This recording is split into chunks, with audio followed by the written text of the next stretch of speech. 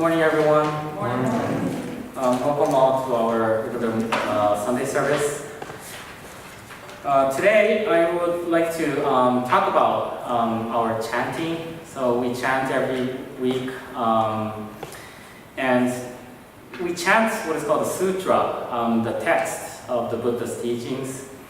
And the sutra in our service book, this purple service book, is written in Roman letters and the translation in English. The Roman letter reproduced the reading of the original Japanese form of Chinese in which that sutra was written. Now, some people may think that we are chanting in Japanese. However, that is not exactly true. It is actually a Japanese form of Chinese, and the Chinese having translated from Sanskrit word India.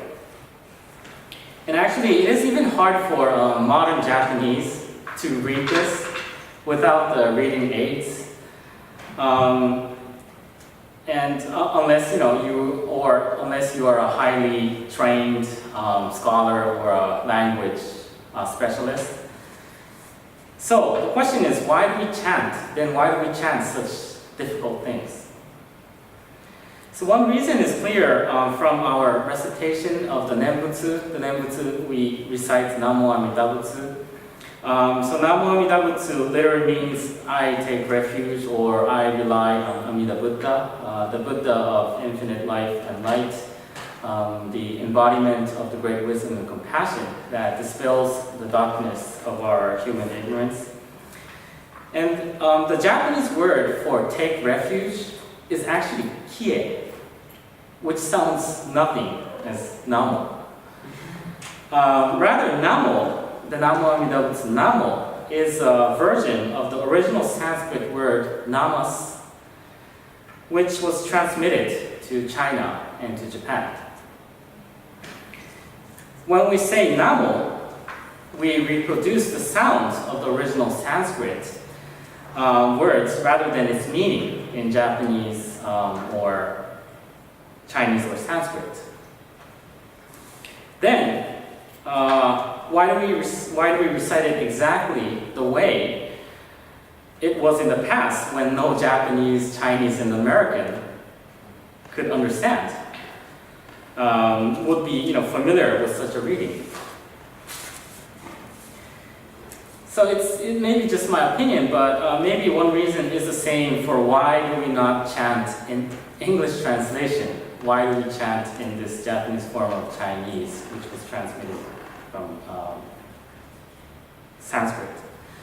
So I have a story that a friend told me about that might be a good explanation for this issue. So there is this young Spanish concert pianist. And as a young girl, she fell in love with a Scottish bagpipe and learned to play it really well, and eventually became known as the Jimi Hendrix of the bagpipe. And she kept her bagpipe secret. She didn't tell anybody. As her career as a concert pianist developed. Then she met Yo-Yo-Ma, who is the famous cello player, and he actually invited her to come and join his Silk Road ensemble. And Yo-Yo-Ma wanted her not because her piano skill. He wanted her because of the rock and roll bagpipe. And Yo-Yo-Ma says, more life is created on the border between the world of the grassland and that of the jungle. That is where two completely different worlds meet. So Yo-Yo-Ma can play with any concert pianist, but a rock and roll bagpipe player is something very different for him. So Yo-Yo-Ma believes that the key to creativity is to enter a different world. That is to say, he sees putting oneself in a situation when one must change is the basic to creativity. So I think that is why Namo Amida Butsu is very important. These words are not familiar to anyone. And I think also, this is why the traditional chant is important as well. It represents a change. It represents change for everyone. Whatever one's nationality, when we chant in a traditional way, we enter a different world. So too, when we take off our shoes, when we enter the hondo, when we bow, when we burn incense, we have placed ourselves into a world in which we must change. So as we became part of this new world, our understanding of everyday world will come to differ. And the everyday world will be no longer all that we know. So we will kind of have, a different, we will have something different to compare it to.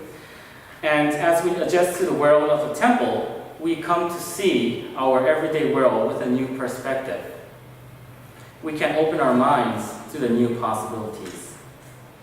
And if you have this understanding in mind, then your chanting will have a purpose, and so will your recitation of the Nembutsu, Namo Amida Butsu. Please join the Gassho.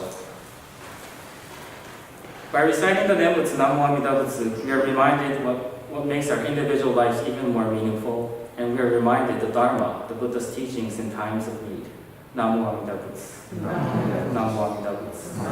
Namo Amida Butsu.